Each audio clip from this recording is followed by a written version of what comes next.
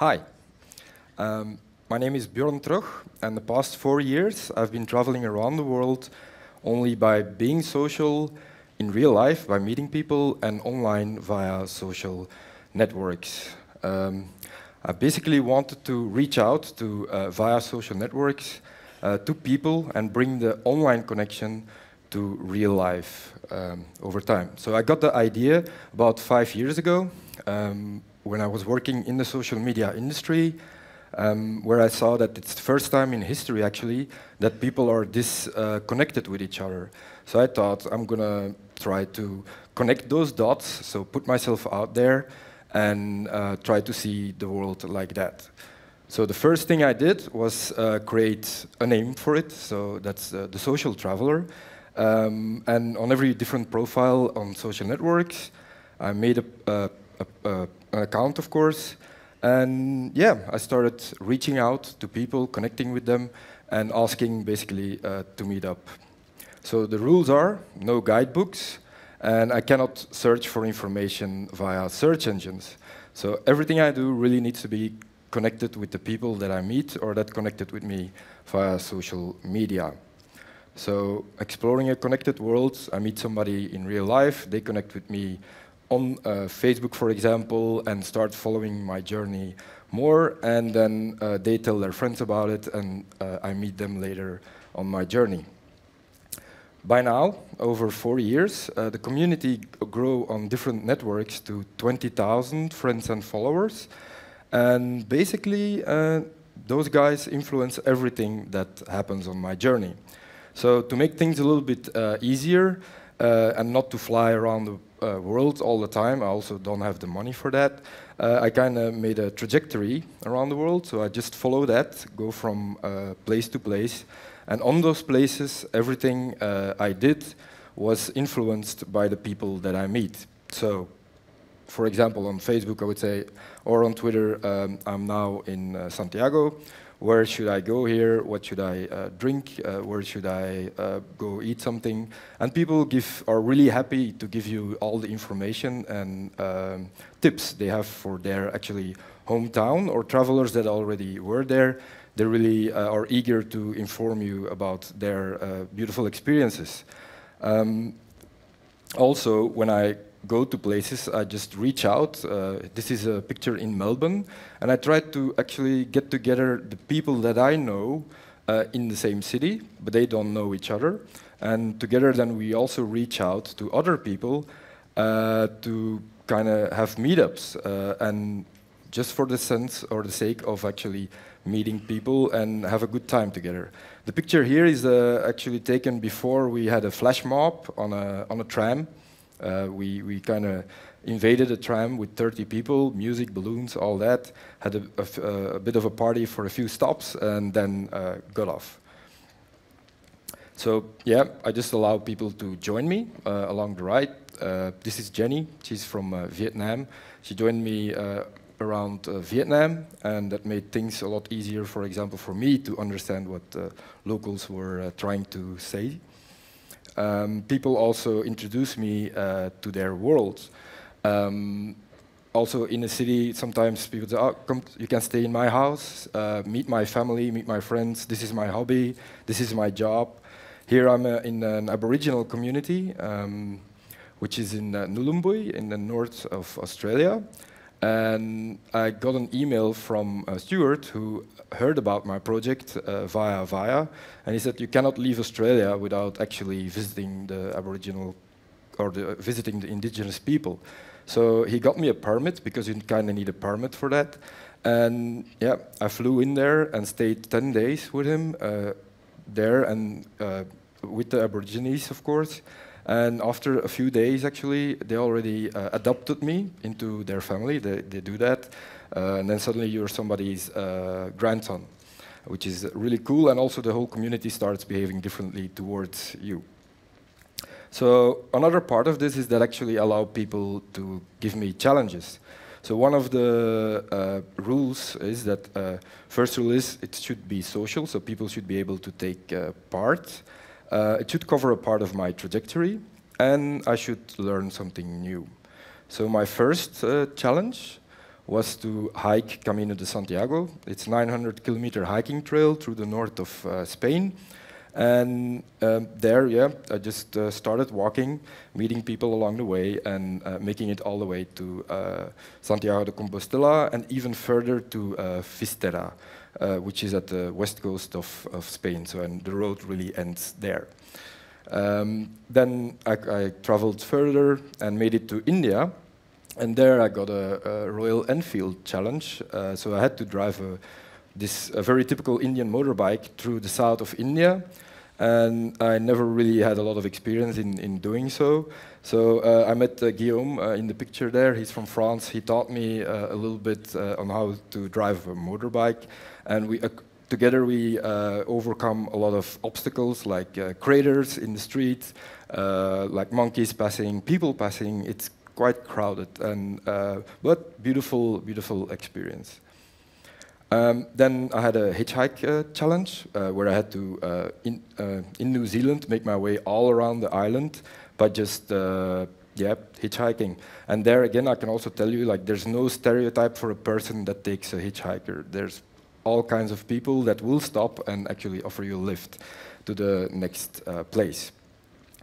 My last challenge was in Southeast Asia, and there I had to actually find a tandem bike in Kuala Lumpur and drive that all the way from Kuala Lumpur to Hong Kong, which is a bit more than 5,000 kilometers. And along the way, I had to find people to join me on the bicycle. So yeah, that was really a big adventure. In total, 25 different people from different countries around the world joined on the bicycle. Yeah, and we had a lot of problems, flat tires, chains coming off. You can't imagine. Everything that could break down on that bike broke down. But together, reaching out to the locals, doing together or via social media, we always managed to overcome these obstacles. With my tandem challenge, actually, it was also the first time that my community was getting bigger and bigger, and I thought, why not try to give something back and do something good with it? So I asked the community, do you know of small charity projects that I can visit on my tandem ride? And then we go there, ask what they need, and then communicate that back to the community. And they then go fundraising, and that money then goes directly to the charity. So I tried just to connect the dots. And that's been going better and better. More people are setting up fundraising initiatives. So if you feel compelled, please do so and get in touch via the networks. I get a lot of the time the question, how can you afford all this? Well, first I spent all my savings. And then I worked remotely as a consultant in social media. And now, more and more, actually, brands and companies are willing to take part of this adventure as well. So in a supportive role, they start to sponsor. They can claim parts of the adventure, kilometers, places, or cities. And that makes it possible to continue.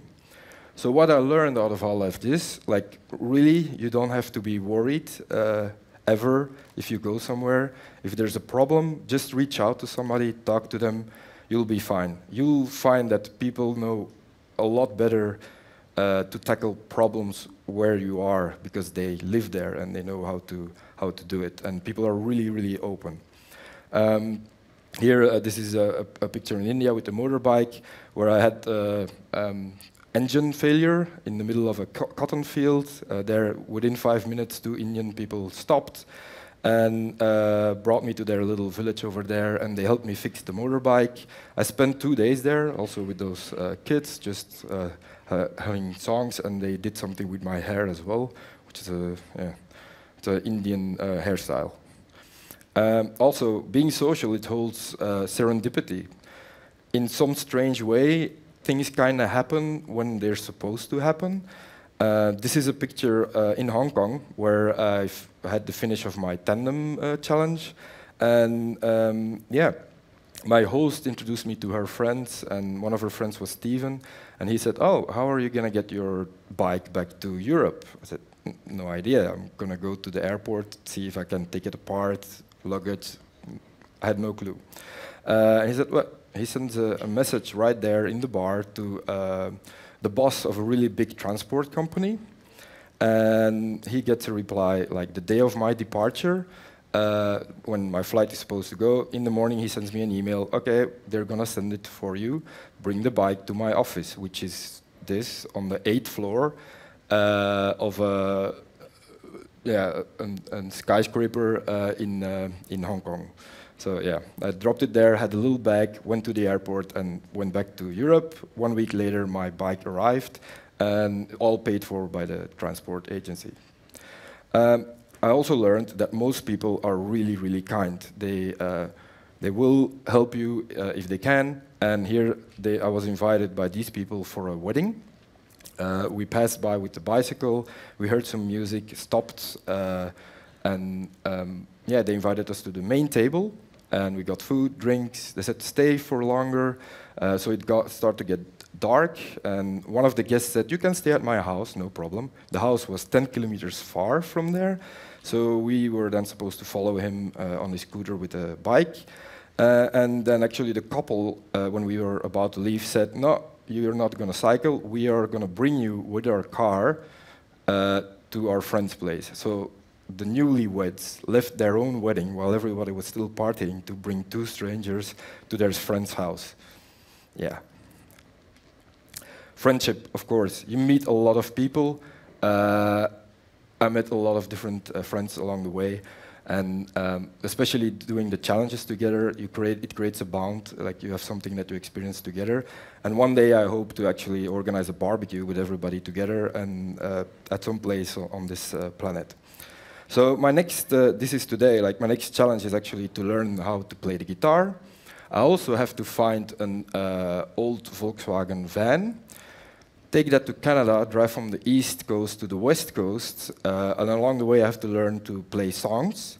And then I have to make my way from Vancouver all the way down to Panama by busking. That means playing for money so I can pay for my gas, which is then proof of concept, of course. So how to be social? Just be there. When you're somewhere on a train, put down your phone, put it away, be in the moment, look people in the eye, talk to them, and you'll be surprised what comes out of it. Learnings, friendship, a lot of beautiful experiences, as I also experienced myself. So just, yeah, smile and reach out and be social. I want to give you a little assignment as well. So probably today you would like to talk to some people here in the audience as well. So just walk up to them, go say hello, and who knows what comes out of it. And for the people that are watching this video online, this week maybe walk up to a stranger that you're like fascinated by and say hello and write down your experience down here in the comments of the video, or just follow the QR code and write it down there. Thank you very much for listening and having me, and yeah, be social and the world opens up. Thanks.